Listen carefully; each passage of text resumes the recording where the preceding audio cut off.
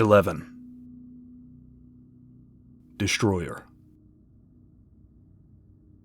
Opening the Bastion of Will first exposed a young worshipper of Harakwe to the saga of the Old General and the Winged Serpent. In these initial pages, the two gods lead their brothers and sisters in a revolt against their tyrannical father, the ancient All-Maker Ashotosh. After he has been slain, they come to an argument over his corpse. One camp, led by the warhound Harakwe, wishes to carve out the heart and to burn it as an offering for the coming harvest, and then commit the body of Ashutosh to the underworld, a final honor to their departed foe, who had fought so bravely. The other camp, led by the wind serpent Kromuk, calls for the foe to be devoured, that they might absorb what power clings to his corpse. This argument comes to blows, and is thus termed in the Bastion of Will as the War of Earth and Heaven, a struggle between the sturdy discipline of the stone and the unbridled power of the wind. In this way, Kromuk struck down his younger brother Harakwe, taking his eye as a trophy before binding the old general to his will. Reflected in the mortal plane, the annals of earliest history record the Ida, not the Sholosha'ishans, as the masters of the highland desert surrounding what would one day become Tepeklan.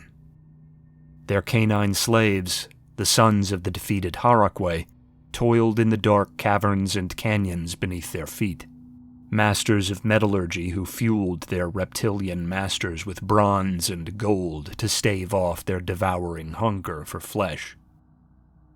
It was to these sons that Harakwe whispered in dream, and in time, there came among their number a scion of their one-eyed god, he who would break the chains and scatter the ancient foe. This warlord king of the slaves, the first of the long line of the Tlatoani, had been Ichtak I. Forever afterward, he was to be called by many names, but his favorite was Ichtak the Liberator. This avatar of the old general would unseat the Ida from their thrones, found the eternal city of Tepeklan in the ruins of their capital, and erect the mighty pyramid Shahuitzul from the rubble of Ida civilization. Over the centuries, the descendants of Ichtak I would push them strike by bloody strike over the northern mountains that would come to be known as the Kushkot Range. In the alpine wastes and scarred tundra beyond, the Ida would struggle to survive, doing penance in the eyes of Sholosha'idi for their long dominion over Harakwe's sons. At least, this was how the Sholosha'ishans retold it. Ichtak assumed the Ida had their own take on the eternal struggle, and their own beliefs about the merits and demerits of Harakwe, the god of war, as he compared to Kromuk, god of fury. They were a people who favored old traditions of oral recollection, bringing to mind images of ancient, centuries-old reptilian wise men uttering ancient fireside sagas to broodlings about the lost paradise of the warm southlands beyond the mountains, while the harsh winds of their adoptive homeland whipped the stone of their barrow dens above.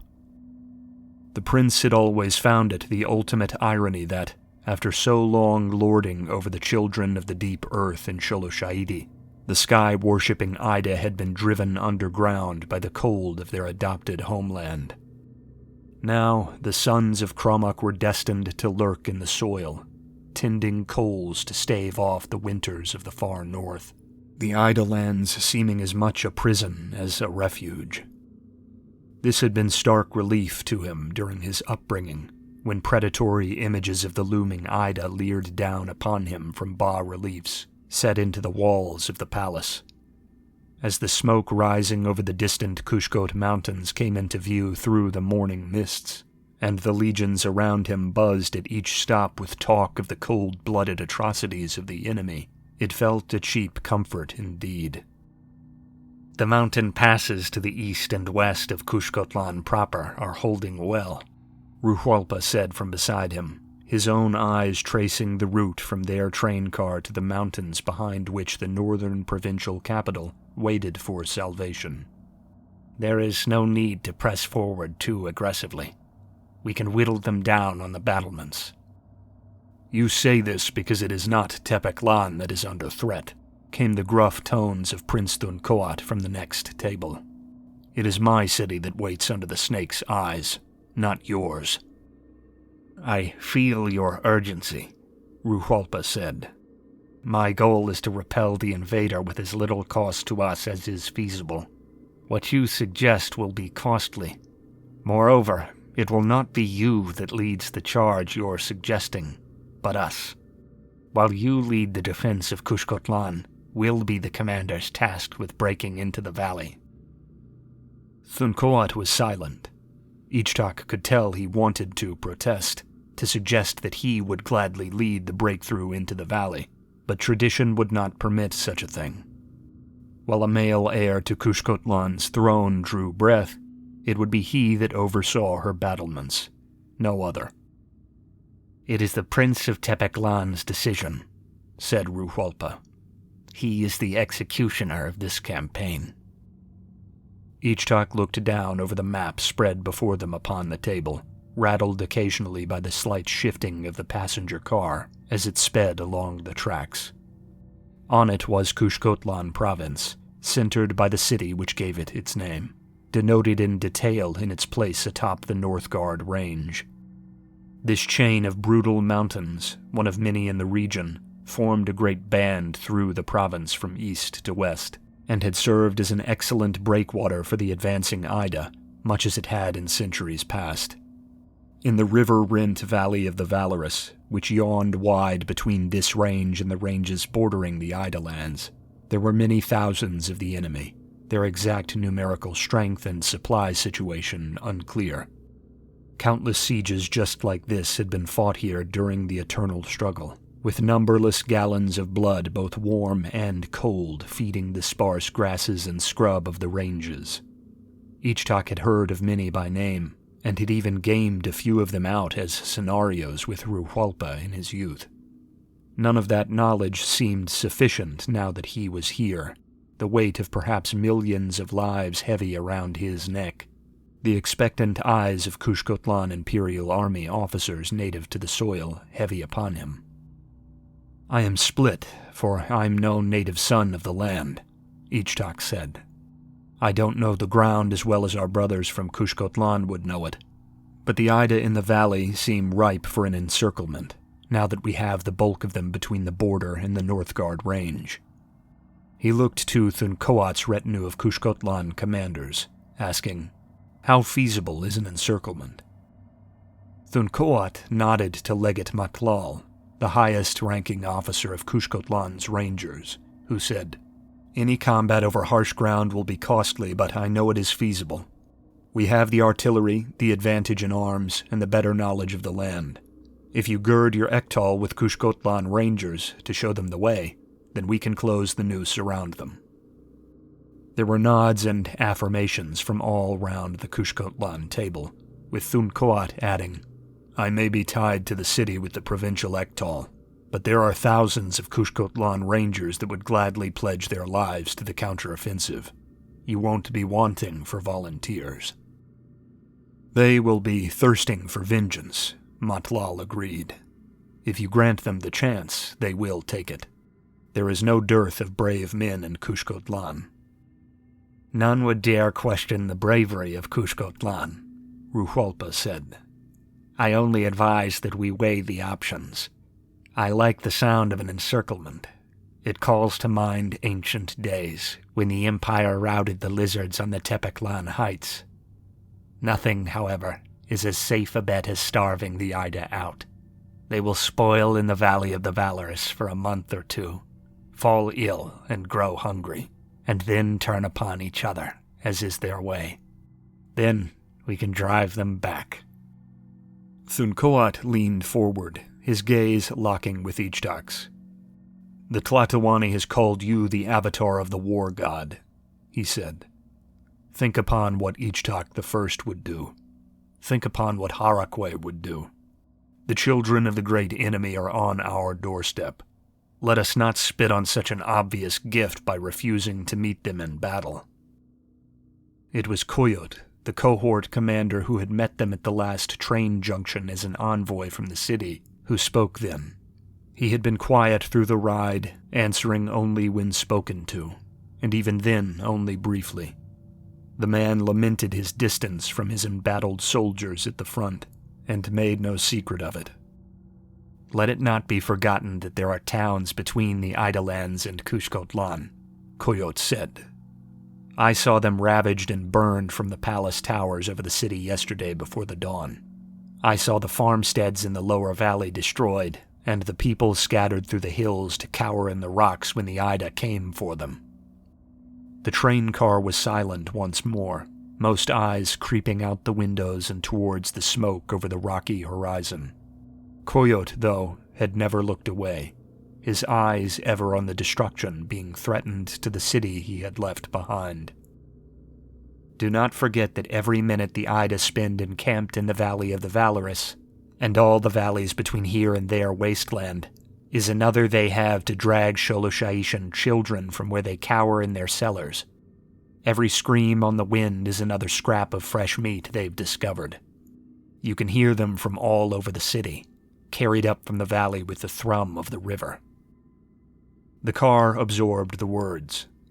None spoke until Ichtak, looking once more to Ruhalpa, asked for a report on the readiness of the new weapons they had brought forth from Tepeklan. When Ruhalpa reported them loaded and crewed to the best capacity such short notice allowed, Ichtak nodded. He turned to Thunkoat, eye glinting as if already face to face with the enemy from the north. Have Legate Matlal muster your boldest mountaineers to guide the encirclement come dawn tomorrow, he said. We'll fill the river Kushkot with black blood by the day's end.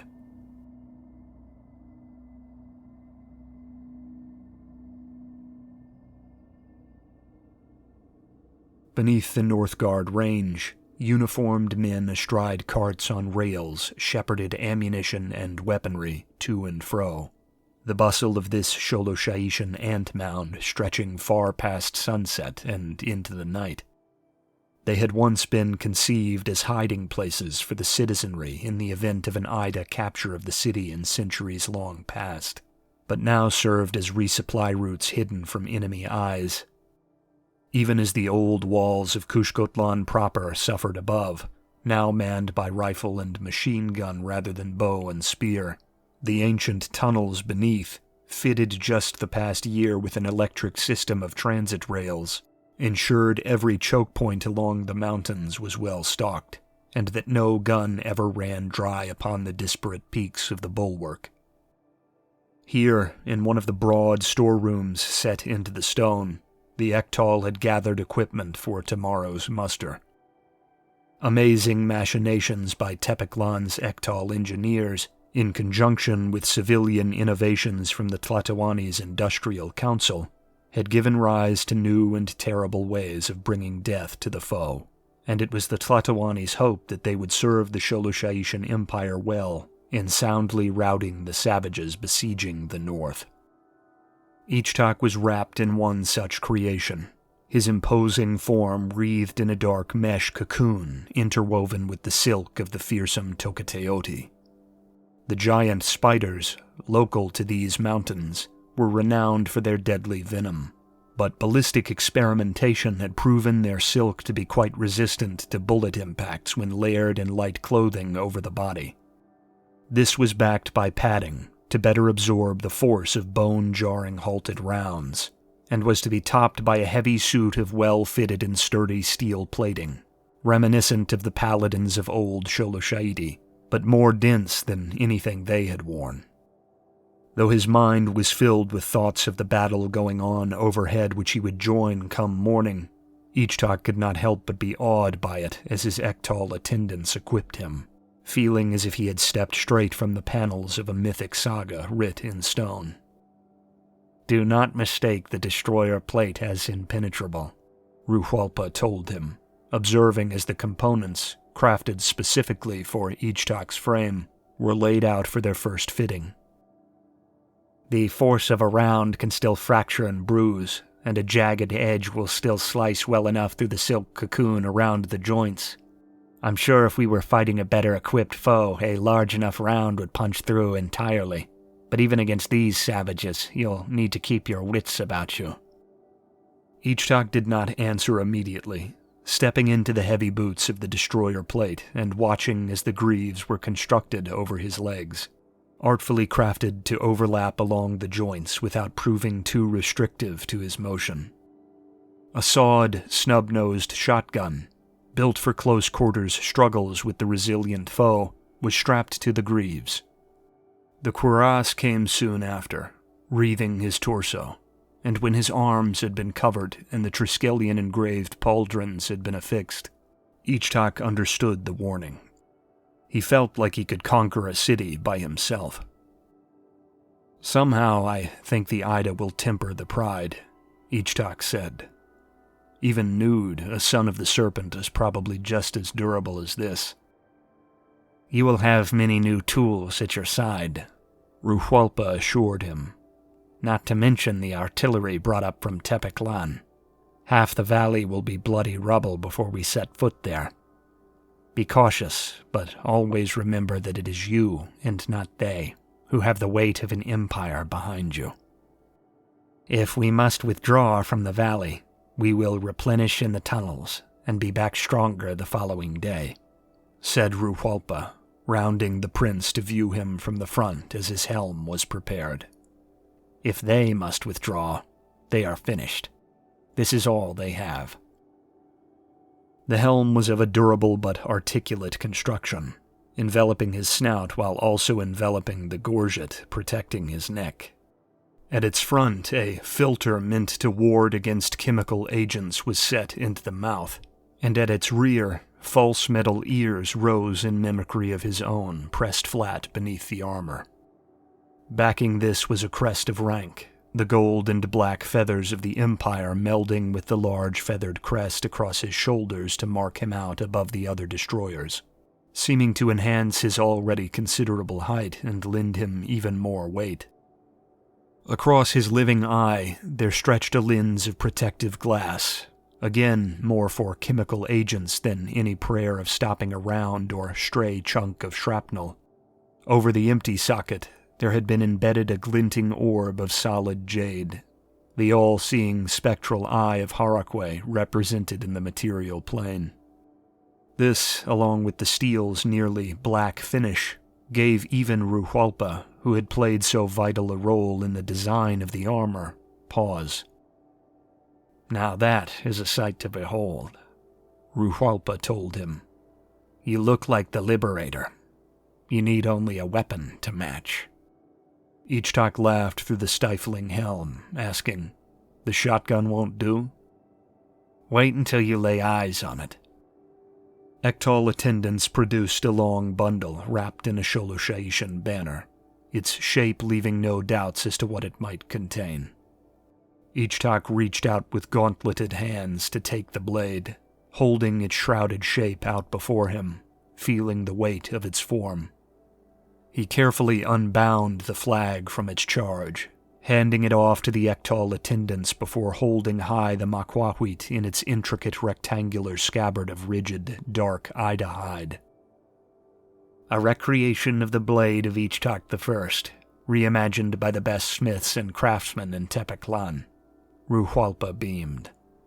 Wreathed with a scabbard of ancient Ida hide, from the age of the Liberator himself.